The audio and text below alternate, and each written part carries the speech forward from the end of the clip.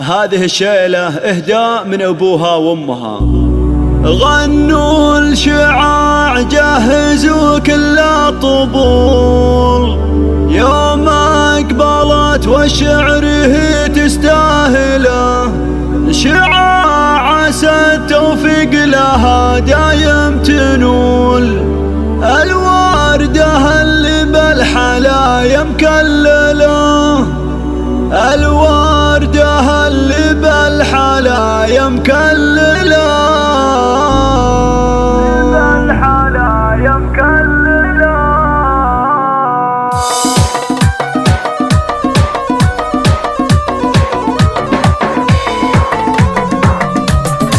غنوا الشعاع جهزوا كل الطبول، يوم أقبلت والشعر هي تستاهله، شعاع عسى التوفيق لها دايم تنول، الوردة اللي بالحلايا مكلله، ويا نوى الفهد افرحي وراسك يطول، جعل السعادة يم وجهك مقبله، جعل السعادة يم وجهك مقبله، في عرس بنتك شعاع الظبيا الجفول، اللي بنورك وضوي الحفل اكمله، يا الغالية يا الشامخة ثقل وقبول، يوم عطى الله لك من الشعر اجزله، فينا بناتك باقي حبك ما يزول، يوم عطى الله انت دوم الاوله، يوم عطى الله انت دوم الاوله، بنت الاكابر والنعم بنت الاصول، شيخه جليله كامله ومكمله، وابو عبد الرحمن ذاك صنديد السحول، هذا عبد الله رفيع المنزله، الطيب اللي له براهين وفعول، بيت